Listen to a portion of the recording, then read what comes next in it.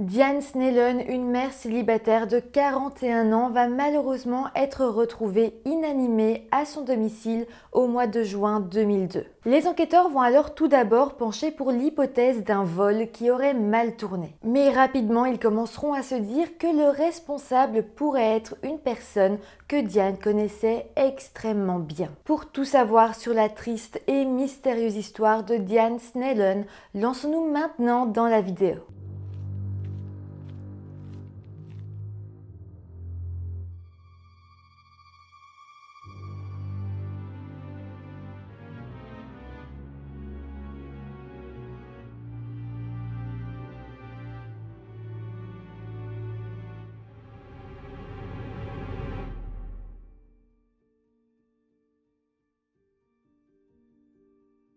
Hello tout le monde, j'espère que vous allez bien. Je vous retrouve aujourd'hui avec une histoire qui cette fois est résolue. Je trouvais cette histoire totalement folle, totalement triste. Vraiment, elle m'a fait énormément de peine.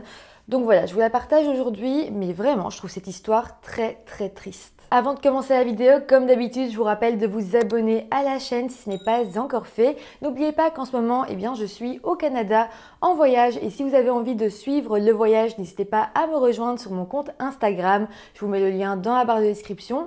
Et voilà, maintenant que tout ça est dit, lançons-nous dans la vidéo. Diane Morgan Snellen est née aux États-Unis, dans l'État du Michigan, en 1961. Elle était l'aînée de 3 enfants élevés par une mère célibataire et en 1981, à l'âge de 20 ans, elle a épousé un homme du nom de Stephen Olson. Ensemble, ils ont alors emménagé dans l'État du Wyoming, donc toujours aux États-Unis. Rapidement, Stephen et Diane vont avoir un premier enfant qu'ils vont appeler Stephen Jr. Et puis, quelques années plus tard, ils auront une fille qu'ils appelleront Stephanie. Malheureusement, au bout de quelques années, Diane va divorcer de Stephen et elle va alors partir vivre dans l'État du Kentucky, dans la ville de Georgetown, avec ses 2 enfants. Là-bas, Diane va commencer à travailler à l'usine Toyota Motor Manufacturing. Et puis en 1991, le soir du Nouvel An, Diane va épouser un nouvel homme. Cet homme, il s'appelle Danny Snellen, dont elle va garder le nom de famille, et cet homme était en fait un de ses collègues de travail. Danny va très bien s'intégrer à la famille et il va vraiment élever les 2 enfants de Diane avec elle. Malheureusement, 8 ans plus tard, en 1999, Diane et Danny vont divorcer et Diane va à nouveau se retrouver mère célibataire. Mais il faut savoir que le divorce entre Diane et Danny ne va pas du tout mal se passer et ils sont restés en très bons termes. D'ailleurs, après le divorce, Danny a continué à dire plein de bonnes choses très positives à propos de Diane. Il dira qu'elle arrivait toujours à trouver le meilleur dans chaque situation et qu'elle était vraiment une bonne personne. Bon, sinon 2 ans après le divorce, Stephen Jr., le premier fils de Diane, va partir étudier à l'université. Diane va alors se retrouver seule avec sa fille Stephanie. Mais clairement, Diane était une mère célibataire très indépendante et sûre d'elle. Ses voisins la croisaient très souvent en train de rouler sur sa moto et puis Diane participait aussi à divers événements de sa ville. Et puis surtout, il faut savoir qu'elle recherchait activement une nouvelle relation amoureuse. Ses voisins diront de Diane qu'elle était extrêmement gentille et toujours conviviale. Ils la décrivaient comme une personne terre à terre, de bonne humeur et qui était toujours prête avec le sourire pour tous ceux qu'elle rencontrait. Mais voilà, même si Diane était très appréciée en règle générale, sa relation avec sa fille Stephanie ne se passait pourtant pas très bien. En 2002, alors que Diane était à présent âgée de 41 ans, des tensions ont commencé à s'accumuler entre elle et Stephanie, qui était à ce moment-là âgée de 17 ans. D'ailleurs, Stephanie, de son côté, sortait avec son premier petit ami, un certain David Tyler Dressman, qui lui avait 18 ans. Le problème ici, c'était que Diane n'aimait pas énormément David. Elle trouvait que David avait une très mauvaise influence sur sa fille et donc elle désapprouvait totalement leur relation. Mais Stephanie était une ado amoureuse et évidemment elle n'allait pas arrêter de voir son petit ami seulement parce que sa mère ne l'aimait pas. Elle avait alors tenté de s'enfuir avec David, mais leur plan avait finalement échoué après qu'ils aient été retrouvés en Géorgie grâce à Diane qui avait déposé un rapport de personnes disparues. Après ça, Stephanie était donc rentrée vivre chez elle et elle avait dû cohabiter avec sa mère le temps au moins de finir ses études. Stéphanie avait en fait décidé qu'une fois qu'elle obtiendrait son diplôme d'études secondaires, eh bien elle l'emménagerait avec David, donc son petit ami. Évidemment, on peut se dire que là aussi, Diane désapprouvait totalement cette idée. Elle se disait que si Stéphanie allait vivre avec David, eh bien elle gâcherait sans doute tout son avenir. Elle avait alors dit à Stéphanie que tant qu'elle serait mineure, donc tant qu'elle n'aurait pas 21 ans, elle serait obligée de rester vivre sous son toit. Stéphanie avait alors été totalement bouleversée par la réaction de sa mère et les liens entre elles deux ont été alors de plus en plus tendus. Il faut se dire ici que Stéphanie se laissait beaucoup entraîner par David, son comportement avait changé et Diane le voyait, elle s'inquiétait pour sa fille, elle savait pas du tout comment réagir avec elle. C'est vrai qu'avec son fils, elle n'avait jamais eu ce genre de problème et je pense que toutes les deux n'ont pas réussi à réagir correctement et c'est pour ça que les tensions se sont accumulées encore et encore. Mais alors, plongeons-nous maintenant au mois de juin 2002. En fait, la nuit du 5 au 6 juin 2002, Stéphanie n'était pas à son domicile. Elle passait en fait la nuit et la soirée avec son petit ami David chez un couple d'amis à elle qui s'appelle Gail Sheniman et Zach Greer. Ce soir-là, les deux couples discutaient, tout se passait normalement, mais il faut savoir qu'à un moment donné, Stéphanie va recevoir un appel de sa mère Diane. Diane lui demandait alors de rentrer à la maison, qu'elle n'avait pas le droit de partir comme ça, Stéphanie ne l'avait pas prévenue et Stéphanie avait tout simplement dit non à sa mère, elle lui a dit qu'elle ne rentrerait pas. Le lendemain, donc le 6 juin au matin, Stéphanie est alors rentrée chez elle. C'est là qu'elle a alors fait la découverte de sa mère gisant dans une mare de sang. Elle avait alors appelé la police et leur avait dit que sa mère était décédée. En fait, pour être plus exact, lorsqu'on lui demandera quelle était son urgence, elle répondra soit ma mère s'est suicidée, soit quelqu'un est venu et l'a assassinée. Les secours sont alors arrivés quelques minutes plus tard et ont fait la découverte de Diane, inanimée, allongée sur le sol, les jambes écartées, couverte d'échymose et vidée de tout son sang. De plus, elle était nue de la taille jusqu'aux pieds et le haut de son pyjama avait été ouvert. Immédiatement, la police sera appelée sur les lieux et l'affaire deviendra alors une enquête criminelle. La première hypothèse des enquêteurs va être que Diane aurait sans doute été cambriolée, que les choses auraient mal tourné, qu'elle aurait été seule à son domicile, qu'elle aurait pu surprendre le ou les voleurs et là une lutte aurait commencé et Diane serait malheureusement décédée. Mais voilà, au bout de quelques heures seulement, les enquêteurs vont revenir sur leur première idée. En fait, après la fouille de la maison, ils vont se rendre compte qu'il n'y avait aucun signe d'effraction. Évidemment, il est possible qu'elle ait pu ouvrir la porte aux voleurs ou quelque chose comme ça, mais quand même, ça faisait déjà un premier signe qui pouvait montrer que peut-être Diane n'aurait pas été victime d'un vol qui aurait mal tourné. De plus, les enquêteurs vont vite se rendre compte que tout semblait en fait avoir été mis en scène. Déjà, après autopsie, on va constater que Diane n'avait pas été agressée sexuellement. Or, quand son corps avait été retrouvé, elle était clairement dans un état comme si elle avait été agressée sexuellement. Et donc c'était étrange. On aurait vraiment dit que quelqu'un aurait voulu faire croire ça aux enquêteurs. De plus, dans la maison, oui, il y avait des signes de lutte, on aurait dit qu'il y avait eu un cambriolage, mais tout était comme trop bien fait. Donc clairement, à ce moment-là, les enquêteurs vont se dire que peut-être ils n'étaient pas face à un cambriolage qui aurait pu mal tourner, mais face à un meurtre qui avait été préparé et visé à l'encontre de Diane. Mis à part ça, l'autopsie va révéler que Diane avait reçu 27 coups de couteau, dont 9 qui étaient dirigés vers son crâne. Elle avait aussi subi de graves blessures défensive, ce qui montrait qu'elle s'était fortement battue contre son agresseur. Malheureusement, les enquêteurs n'avaient aucune piste. Comme je vous l'ai dit, Diane était vraiment appréciée de tous, elle n'avait pas d'ennemis connus, vraiment elle vivait une vie totalement normale et personne n'aurait pu lui en vouloir. Imaginez que quelqu'un l'aurait détestée au point de lui faire subir ça, paraissait totalement dingue. En fait, c'est seulement quelques mois plus tard que les enquêteurs vont avoir leur toute première vraie piste. C'est en fait un prisonnier de l'État qui avait prévenu l'un de ses gardiens de prison et avait demandé à parler à des policiers. C'est là qu'il avait alors avoué que son compagnon de cellule lui avait avoué qu'il avait tué Diane Snellen. Son compagnon de cellule était un homme de 24 ans du nom de Timothy Wayne Crabtree. Je ne sais pas pourquoi il était en prison à ce moment-là, c'était pour une autre affaire.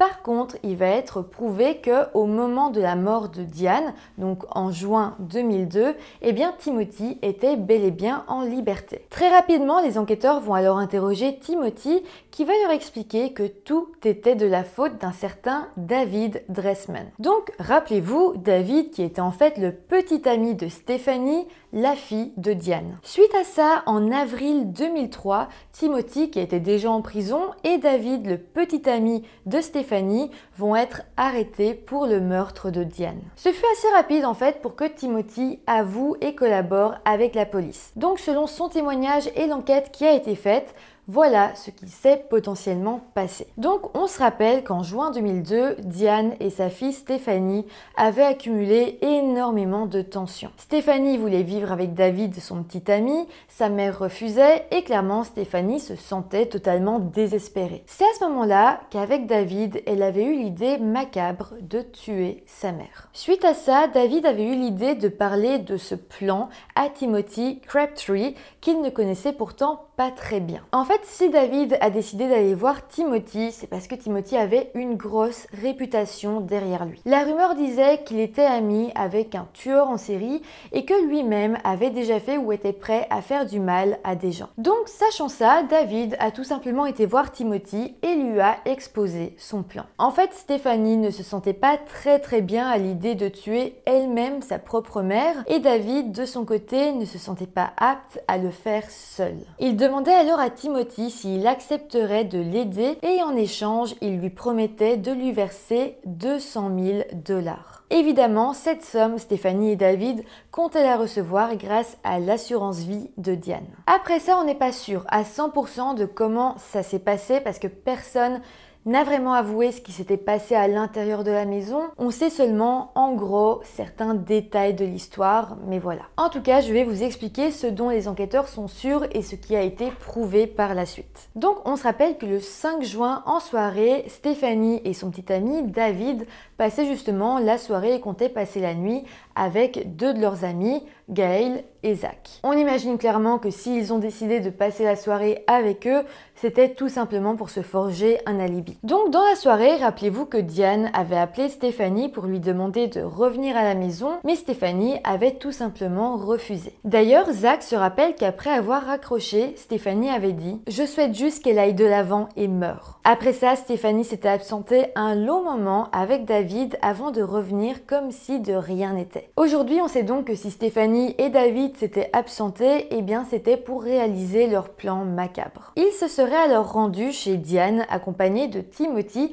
qui les aurait alors rejoints. Stephanie serait rentrée chez elle et aurait entamé une dispute avec sa mère. En même temps, elle aurait fait rentrer secrètement David à l'intérieur de la maison et Timothy, lui, serait resté à l'extérieur pour monter la garde. Après ça, la dispute entre Stephanie et sa mère aurait continué et Stephanie aurait attiré sa maman à l'étage puis dans sa chambre. Donc lorsque Diane est arrivée dans la chambre de Stephanie, elle ne le savait pas encore mais elle était prise au piège. C'est alors à ce moment-là que David est arrivé à son tour dans la chambre et se serait mis à poignarder Diane à plusieurs reprises. Il faut vraiment se rendre compte de la violence de tous les coups de couteau que Diane a reçus. Certains l'ont même transpercé complètement. Il y en avait dans son visage, dans sa tête. En tout, rappelez-vous, il y a eu 27 coups de couteau. Après ça, Stephanie, David et Timothy, qui au final ne semblaient pas avoir fait grand-chose, sont repartis et ont décidé d'attendre le lendemain pour appeler la police. D'ailleurs, pour forger leur alibi, après ça,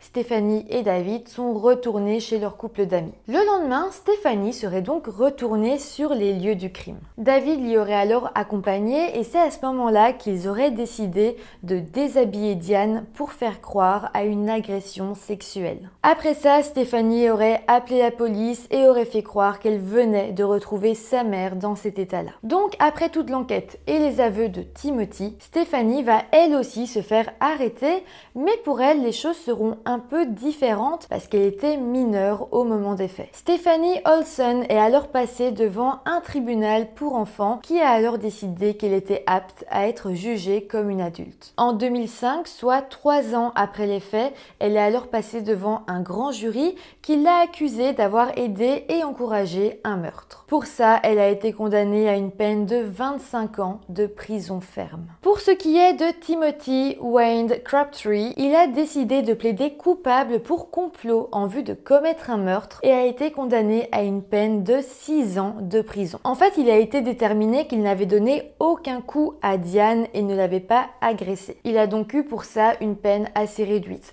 En plus, il avait vraiment coopéré avec la police, ça a été le seul des trois, je pense, à vraiment coopérer, donc je pense que c'est pour ça qu'il a eu que 6 ans de prison. Mais venons-en à David Dressman, qui était la personne qui avait commis le meurtre. Il a lui décidé de plaider non coupable et donc en 2006, un procès a alors eu lieu. Il y avait pas mal de preuves à son encontre et surtout il y avait le témoignage de Timothy et aussi il y avait tout ce qui s'était dit au procès de Stephanie. Au final, il a alors été reconnu coupable de cambriolage au premier degré et de complicité de meurtre et a été condamné à 30 ans de prison ferme. Après ça, David et Timothy n'ont plus vraiment refait parler d'eux. Par contre, en 2015, Stephanie a elle essayé de réduire sa peine en faisant appel devant un tribunal, mais finalement sa demande a été rejetée. Aujourd'hui, Timothy est donc libre, mais Stephanie par contre est toujours derrière les barreaux. Elle est actuellement incarcérée à l'établissement correctionnel pour femmes du Kentucky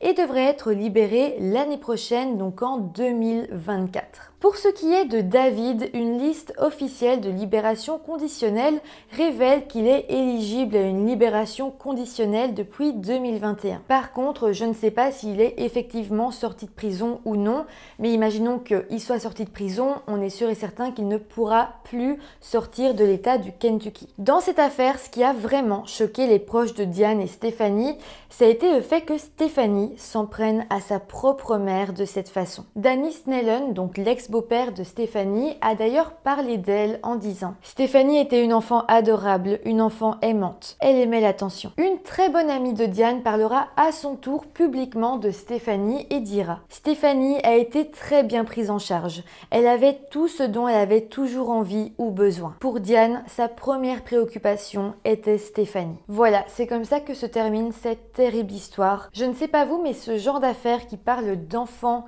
qui s'en prennent à leurs parents me fait toujours beaucoup de mal. Je trouve ça tout simplement horrible. Évidemment, les autres affaires sont tout autant horribles, mais je sais pas, celle-là m'a comme un peu plus choquée et encore plus attristée. Je ne sais pas si aujourd'hui Stephanie s'en veut, si elle essaye d'être une meilleure personne, j'en ai aucune idée. Je sais qu'en faisant mes recherches, j'ai trouvé une sorte de blog du Kentucky. Je ne sais pas si c'est Stephanie qui l'a créé, mais dans ce blog, elle dit qu'elle a 23 ans, qu'elle est en prison et qu'elle recherche un amoureux en gros. Et peu importe l'âge, peu importe qui il est, elle dit que du haut de ses 23 ans, elle se sent plus âgée, plus mature. Voilà, bon, on peut pas en vouloir à quelqu'un qui essaye de rechercher l'amour, mais voilà, quand j'ai lu le texte, je me suis dit, est-ce que vraiment elle a l'air de regretter? Parce qu'elle avait quand même l'air, si c'est bien elle évidemment qui a écrit ce texte, de se vanter un petit peu d'être en prison. Mais bon, encore une fois, j'ai trouvé ce site très énigmatique, donc je ne sais pas s'il est réel ou non.